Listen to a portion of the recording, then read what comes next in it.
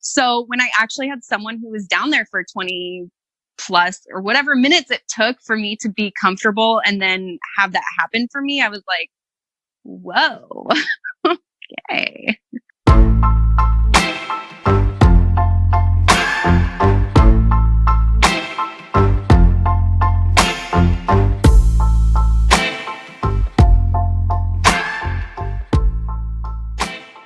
Hey, lovebirds. Welcome to Real Love Stories. This is a new segment that I'm working on, and it's pretty simple. It is people telling us about how they met their partner and the weird, beautiful, kind of crazy ways in which people come together.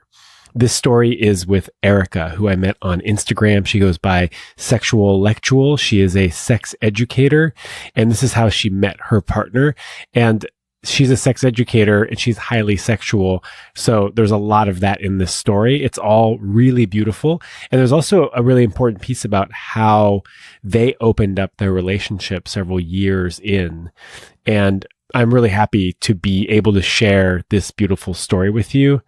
If you have a story like this that you want to share, just reach out to me, Sean@thelovedrive.com. That's SHAUN, or find me on Instagram @thelovedrive.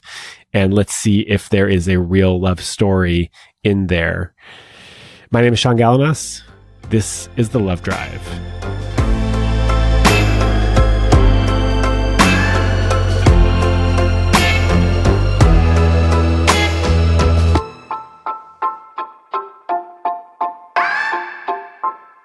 Where does this story begin? This story begins my freshman year in college at Arizona State University in Chemistry 101. Nice. So sitting in the class day one, I pick my seat, sit down.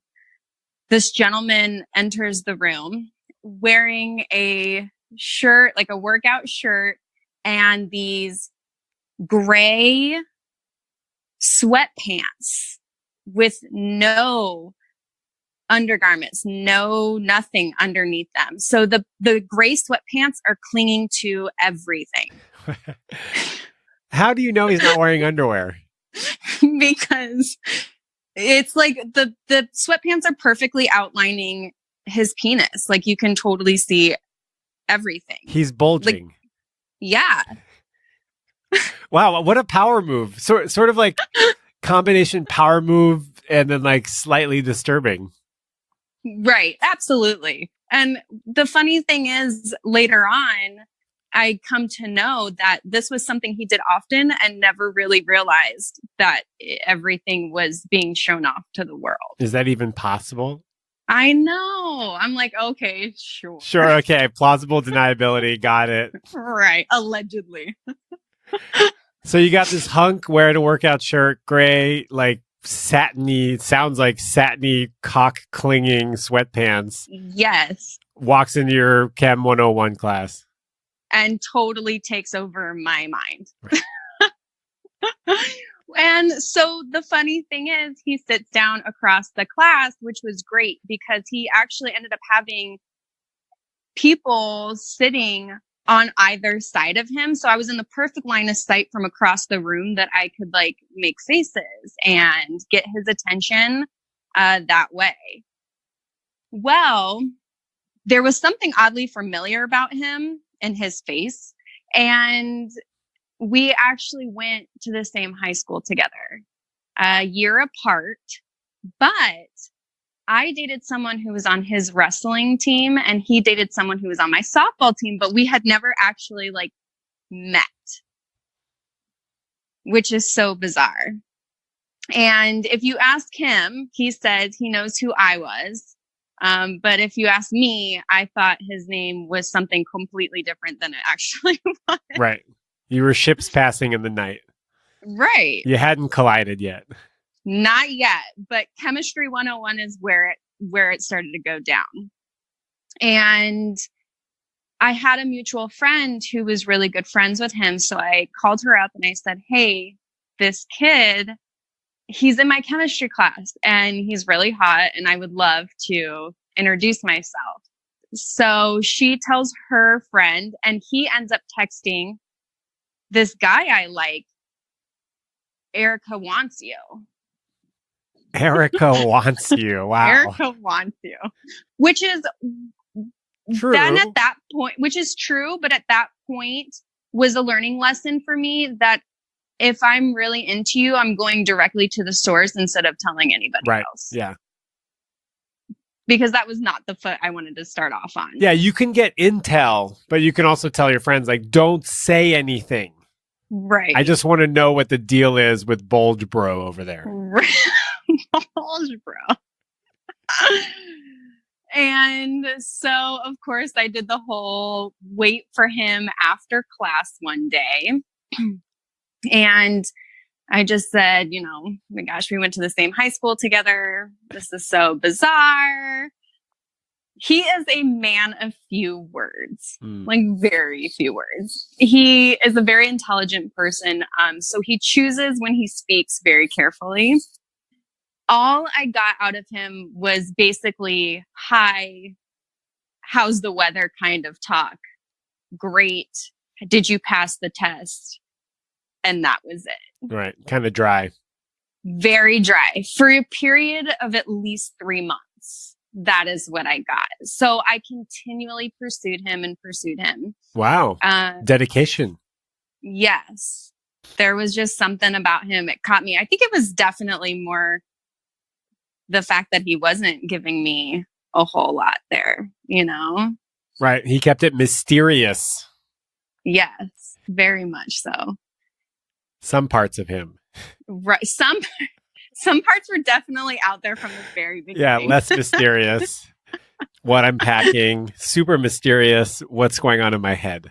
Right. Then I finally got him to agree to a date. And our first date ended up being a group date with his friends.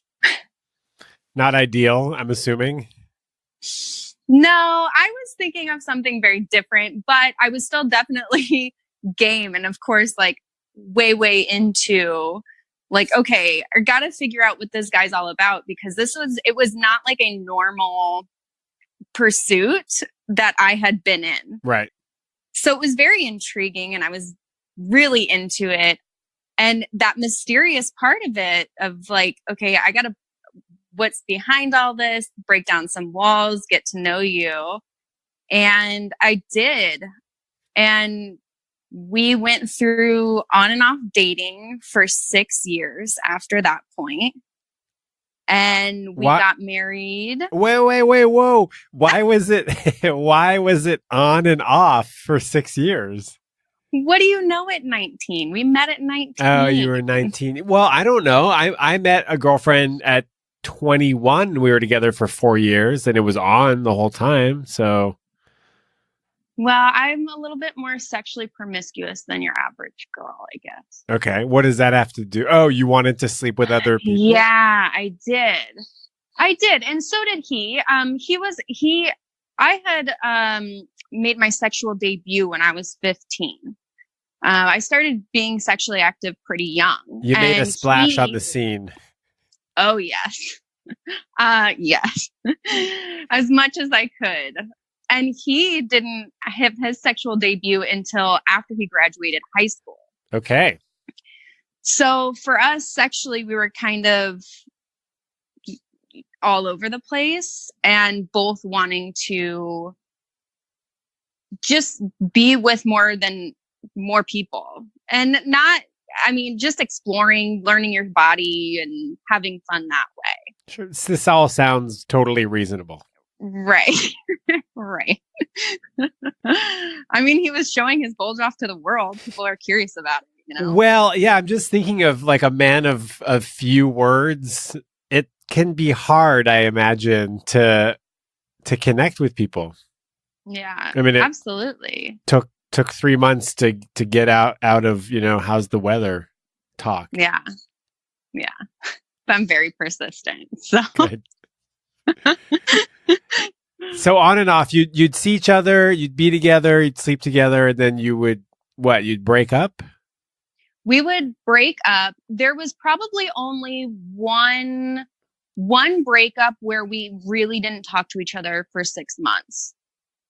other than that, we were sleeping with other people and with each other, just not with the title of dating, which... You were hooking up? Yeah, we were hooking up. Do you break up from a hookup? I know, right? I it was a very bizarre, like we knew we wanted to be with each other. I think we both knew very early on that this was a very unique kind of love and something that neither of us really had experienced before. Going through the growth of breaking up and getting back together, it was always a pull back together. Right. At the end of the day, I could be with someone, but then I wanted to go back and be with him. Did you have a feeling that this was sort of like a pivotal relationship in your life and that you sort of had trust that you would eventually end up together? Absolutely. Oh, wow. I did. And it was... Because that's a nice feeling. It really was. It really was. I grew up with a lot of distrust in men. Abusive father, abusive first relationship, abusive second relationship. So when I actually came to this relationship, he was the first person who wasn't. He was the first person to actually get me into my own body, into my own feelings. I could tell you the amount of orgasms that I had with a partner from the age of 15 all the way up till 19, which was 5. Oh, yeah. I was going to say, please do tell me. 5. Okay. 5. And I'm assuming you had more than 5 partners. And I had more than 5 partners. Right. Yes. Yeah. Otherwise, you'd be doing okay, I guess. Well, no, right. Actually. No, you wouldn't. You would only be having 1 per partner. Depends how many times you slept with them. Right. Exactly. And it was interesting enough when it came to sex with him and I had really not had a partner who was interested in going down on me orally and really spending the time there and having me experience like what that fully meant for my own body. So when I actually had someone who was down there for 20 plus or whatever minutes it took for me to be comfortable and then have that happen for me, I was like, whoa. Okay. I'm sort of blown away that there are people, and like this is actually a judgment, but I'm blown away that there are people who don't like oral sex. I know. It's totally a judgment, and I'm trying not to be, but what I have a problem with is that some people expect oral sex but don't want to give it. And that is totally fine if that's within your relationship and that's totally cool with your other partner. But like, I'm just thinking of like, what's that guy's name? DJ Khaled or something? Oh yeah. That he's like, I'm a king. I don't do that. You know, yeah. Women blow me, but I don't blow them. So I'm always like blown away that there are some people that just don't like going down on women.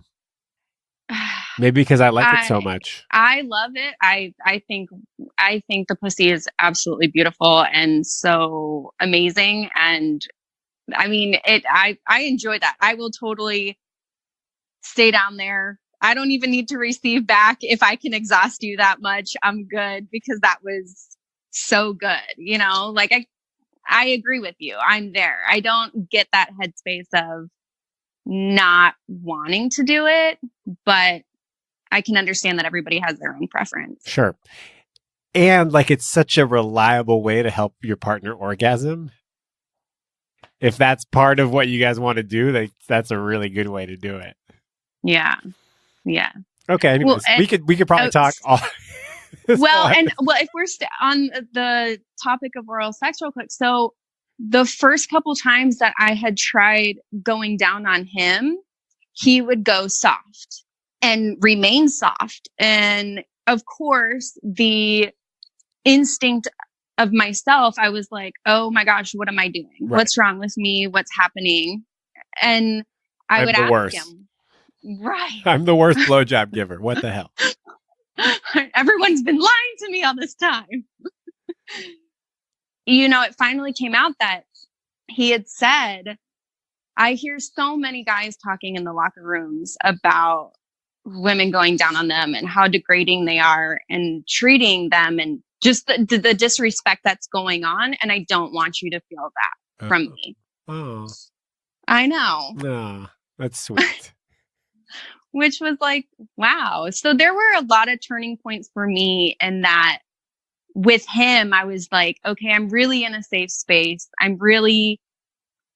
Now I'm in a creative space sexually. It's not just like, oh, here it is, and we're going to go to town. It was a lot more than that because there was that respect aspect there, which had not been there before.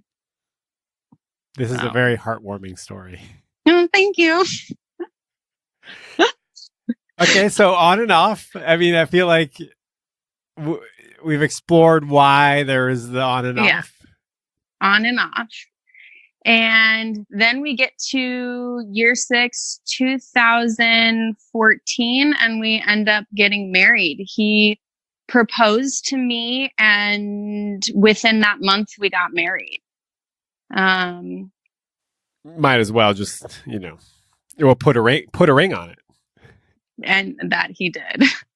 And vice versa, you put a ring on him as well. I did. So we got married, and we spent our first year of marriage actually away from our hometown where we both had grown up, our families, everything. And while it was a very trying year, it was also, for our relationship, one of the best things that we could have done was, because if we did bicker, if we argued, if something was going on, we had only each other to rely on. There was no running over to my parents to get that other perspective or influence or anything like that. Bad advice. Exactly. Bad advice. And so now we are turning the corner of being together, 10 plus years. And in a polyamorous relationship, we figured out how to be together and still explore those things as we grow through the years. Now that is exciting. Yes. We started talking about it. There was a period of 7 months where we were apart in different states. So we only had written letters back and forth to each other for a period of 3 months, and then not together for 7. And within that time, I'm a very sexual person, and mental stimulation for me is high, like it. I want to be mentally stimulated before anything else. And so he would write me erotica. And I have these collections over 3 months of stories that he would write me. And he started writing stories about group sex or me with other men or, stuff like that. And of course, because it's a letter and me having to return a letter, he would be sweating bullets going, how are you perceiving this? I totally just threw this out there, and he'd have to wait with a week to be able to get any kind of response as to me enjoying it or not. How bold. So bold. Yeah. I know. Wow. Really beautiful. That's where the whole conversation actually started in opening up our relationship, was through written letters and these erotic stories. Once we got back together, then we did so much role play with each other, because then we actually had the ability to act it out within our own bedroom. So that was a lot of fun. And we just kind of took it in steps. Yeah, sounds like it. And once we exhausted those different steps, then we just kind of was like, okay, are we comfortable going on and doing something else and adding something else? Now adding someone else. Yeah. Baby steps. Right. Erica's baby steps to opening up your relationship. Yeah.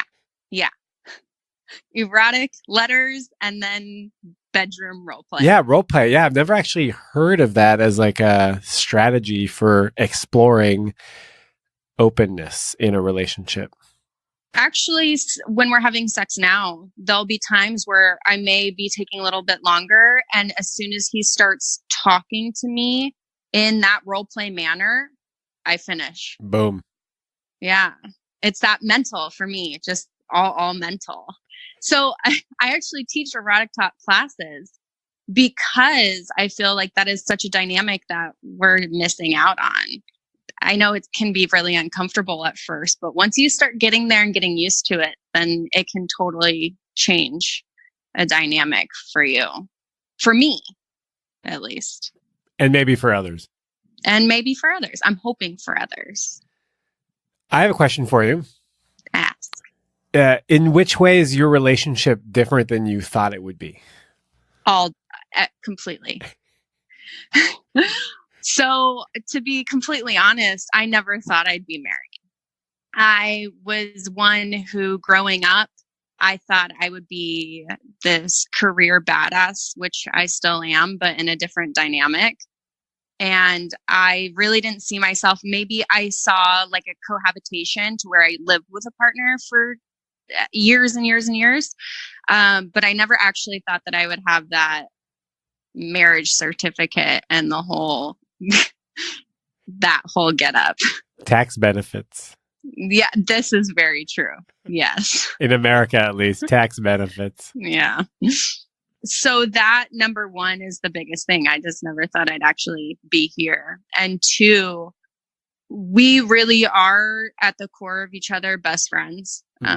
Because I tell people, you know, you may not like your significant other every day, but at least you have that respect for each other, and our respect comes from our friendship. So at the end of those years of breaking up and getting back together, what really solidified us getting back together and staying together was we worked from ground zero, and we really created a strong friendship and got to know each other that way and how to communicate that way, and built our relationship off of a friendship into what it is now. And I really do believe that that is one of the major successes of why we can be polyamorous, is because we have a level of communication that's, I can sit here and say, okay, not as my lover, but as my friend, I need to talk to you about something, whether it's good, bad, or indifferent. Yeah, that is also a major thing of growing up. You think, okay, your partner, your life partner is your lover. They are, you know, that dynamic. And it was never conveyed to me that they can actually also be your best friend. That's so beautiful. I love this story. Thank you. Yeah. And you really want to know the funny thing? No funny things, only sweetness. Really funny thing is that my name is Erica. His name is Eric. No. No. Wow. Okay. Which made it really nice for us to remember who the other person was and not call you by someone else's name when we were on and off again dating. Just call yourself by your name. Yeah. Someone flirted with me once whose name was Shauna, and I was like, just stop it. It's not going to. It also spelled exactly the way I spell it, but with an A at the end. And I go, look, the world, my life is not big enough for two of us to have the exact same name. I'm so sorry. And she was like, but don't you want to give us a chance? I was like, no, you're some rando on Instagram. I don't want to give you a chance. I'm sorry. You know, and the funny thing is, if you were to date and you were to go out, because we get this constantly, and you're like, oh, my name's Erica, and they introduce themselves. He goes, I'm Eric. And it takes them a minute. And you wait to see how long it takes for someone to click that you have the same name. And then they go, oh my gosh, you guys have the same name. And we're like, yep. Every time, right? You got it. Every time we meet someone new. Oh my God. I just need to start going by an alter ego or something. Yeah, your Instagram handle, maybe. So, final question. Yeah. How do you describe love? Dynamic. Oh. Yeah. I would describe love as very dynamic. Which means something different to everyone. So Thank you. Thank you. This is so much fun. That was a really beautiful story. Thank you. It kind of created itself. Yeah. Well, if you believe in love.